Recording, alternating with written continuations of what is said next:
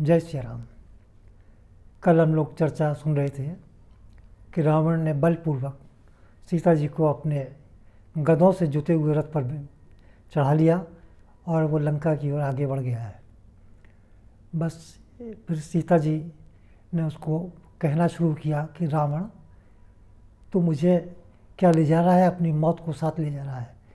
तू भगवान श्री राम को नहीं जानता, उनके दृष्टिपथ में आते ही तेरा कुल सहित नाश हो जाएगा।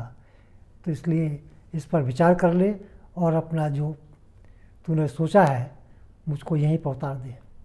इसी में तेरी जान जो है बच जाएगी, तेरी नहीं तेरा पूरा कुल बच जाएगा।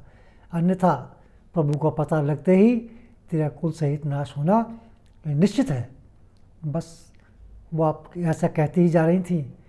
रावण बोला कि देखो सीते, मैंने तुमको बताया है कि मैं कुबेर का भाई हूँ, लंकापति हूँ और राक्षसों का राजा हूँ, और तीनों लोकों में क्या देवता, क्या नर, क्या यक्ष, क्या किन्नर, क्या गंधर्व, कोई मेरा मुकाबला नहीं कर सकते। इसलिए तुम मुझको मन से स्वीकार कर लो और उस वनवासी का ख्याल छोड़ दो। अब वो तुम्हें कभी देखने को नहीं मिल सकता। और वो तो मुझे यहाँ के जो राक्षस मेरे साथ में रहते हैं वो उनको देखते ही चट कर जाएंगे। अब तुम्हें उनके दर्शन कभी नहीं होंगे। सीता जी ने फिर फटकारा कि तू व्यर्थ की बातें करता है, ये तेरा अनुमान कभी पूर्ण नहीं होगा। ऐसा कह ही रहे थे। फिर सीता जी सोचने लगी कि इस समय तो मैं असहाय हूँ और ये पूरे बल के साथ आया है, अस्त्र शस्त्र मुझे दिखा रहा है। तो कह करके वो बेचारी क्या करती, सोच ही रही थी कि उनकी निगाह सीधी एक पेड़ पर बैठे हुए पक्षी राज पर पड़ गई और वो भी इनको पहचान गया। बस इन्होंने रोना ही प्रारंभ किया था, वो पहचान के सोते उसे जाग गया। कहने लगा, देखो रावण, ये सीता है, जगदम्बा है, प्रभु श्री राम की पत्नी है। तो क्या कर रहा है? अरे तू राक्षस राजा है, तो पूरे राक्षस कुल को मरवाना चाहता है। तो अभी इसी वक्त इनको छोड़ दे और मेरे होते हुए तू यहाँ से एक कदम भी आगे नहीं बढ़ सकता। मैं जानता हूँ तेरे पास अस्त्र शस्त्र सब कुछ है और मैं बूढ़ा हो चला हूँ, फिर भी जब तक मेरे शरीर में प्राण है तो यहाँ से एक कदम आगे नहीं बढ़ सकता। रावण ने कहा कि मैं बकवास सुनने का आदी नहीं हूँ, और तुम्हारा मतलब क्या है? तुम वैसे ही बूढ़े हो चुके हो, क्यों अपनी मौत को दावत देते हो? नहीं माना। बस उसने क्या किया कि अपना धनुष उठाया और इनके बाद बाणों का प्रहार शुरू कर दिया। शरीर लहूलुहान हो गया। उसके इसी बीच में गिरिराज ने उसके पीठ पर जाकर के अपनी चोंच से, पंजों से प्रहार प्रारंभ किया और करते करते उनकी 10 भुजाएं उखाड़ डाली एक साइड की। फिर भी रावण ने अपनी कटार उठाई और उस कटार से उनका सिर पंख काट दिए। पंख कटना था, फिर तो एक पक्षी का पंख ही कट गए तो क्या बचा।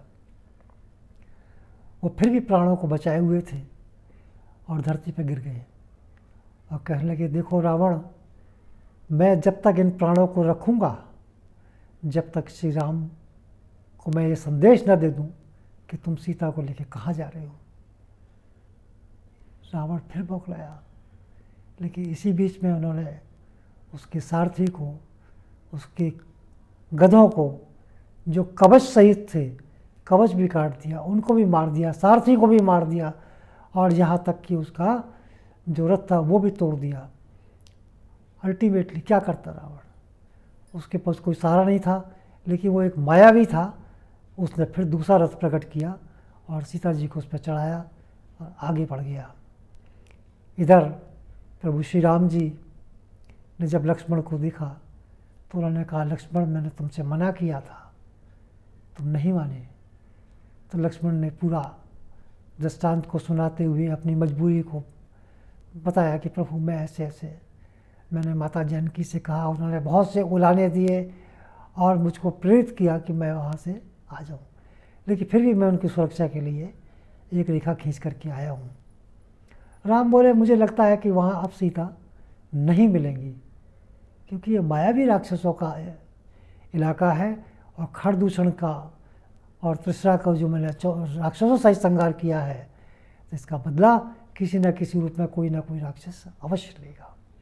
बस ये विचार करते हुए ही वो जब कुटिया में आए तो उन्होंने कुटिया को माता जानकी को नहीं पाया। फिर तो उन्होंने विलाप करना शुरू कर दिया कि लक्ष्मण, मैं कह रहा था, मुझे आभास हो रहा था।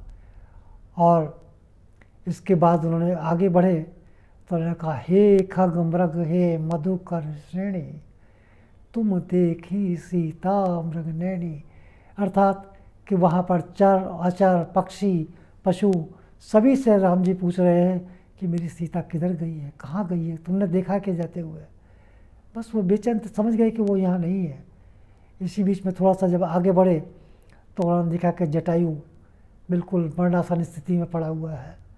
वो पहचान गए और वो भी पहचान गया प्रभु को, क्योंकि अभी कुछ दिन पहले ही मुलाकात हुई थी।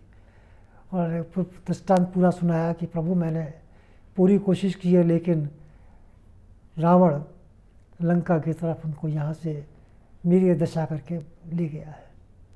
राम ने कहा, कोई बात नहीं, चिंता मत करिए, अब मैं आ गया हूँ, आप चाहें तो इन प्राणों को सुरक्षित रख सकते हैं।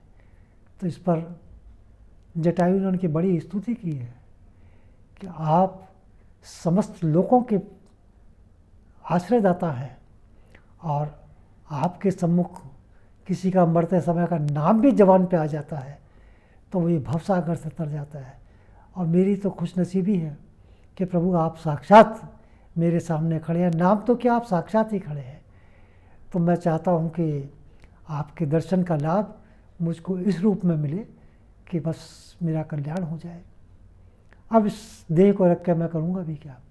एक पक्षी के पर कटने के बाद उस देह का कोई सदुपयोग ही नहीं होता है। प्रभु ने कहा ठीक है। तो प्रभु ने अपना उसको आशीर्वाद दिया। आशीर्वाद देने पर बस पक्षीराज जो थे वो चतुर्भुजी रूप में आ गए और सीधा यहाँ से प्रभु की कृपा से वैकुंठ धाम को वो चले गए। तो ऐसा प्रभु हमारे दयालु हैं, कृपालु हैं, दया के सागर हैं, दीन बंधु हैं, दीनानाथ हैं और प्रातः स्मरणीय हैं। तो ये सब चीज़ें हैं।